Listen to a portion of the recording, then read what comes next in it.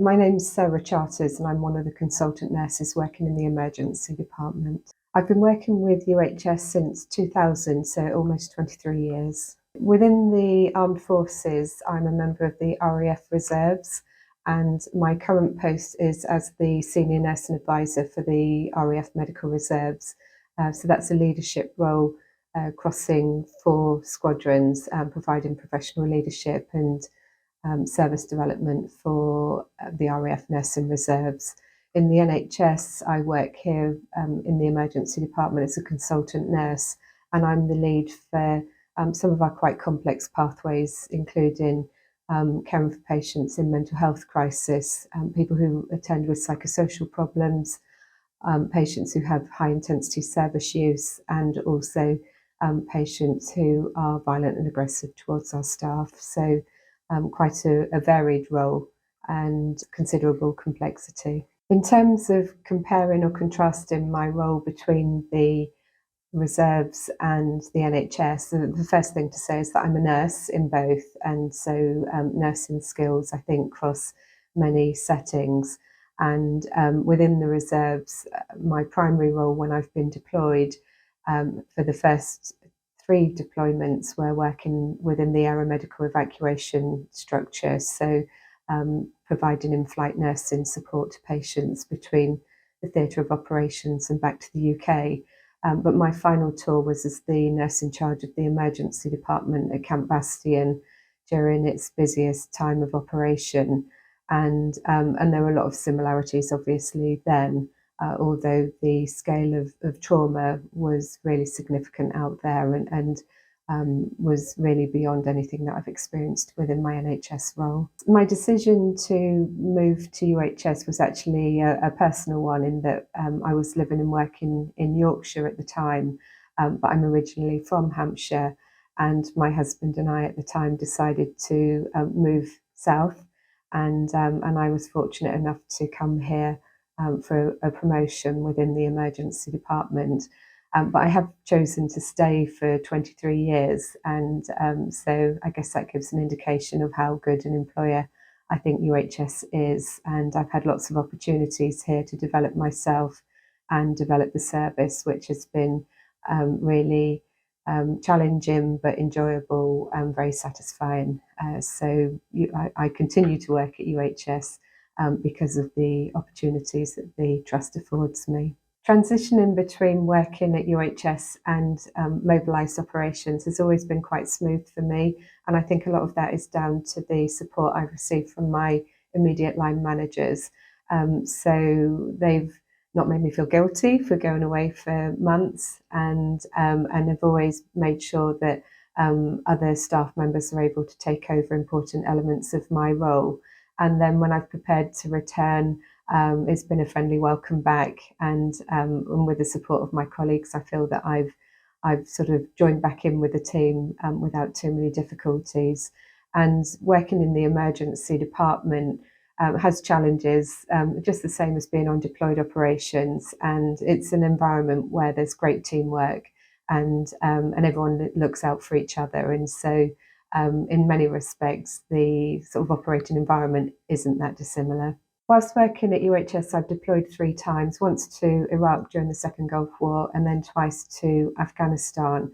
And on all 3 occasions, I've had really super support from my line manager, who's enabled me to go on those deployed operations and then return to work in the same role, which has been protected whilst I've been gone. Outside of deployed operations, I attend training through the squadron, mostly on weekends, but we do also do 15 days continuous training per year. Currently, UHS offers an extra week of paid leave to support reservists attending their annual continuous training, which is very helpful. I've had lots of opportunities to progress my career whilst I've been working at UHS. I started work as a Band 7 senior sister in the emergency department, and then I was trained up as an emergency nurse practitioner, and so I would see a cohort of my own patients who presented with minor injury and illness. I was also given the opportunity to take on the role of clinical governance lead when I was a senior sister. Some years ago, I undertook the first consultant nurse training programme, which was established by my line manager, Rob Crouch, one of the consultant nurses here. And in fact, that was the first programme of its kind in the UK. And through that, I kind of found myself and realised that my big passion was working with patients with psychosocial problems, mental health needs, and complexity around high intensity use of our service. And I was supported to put together a business case to develop a consultant nurse role, which luckily I got.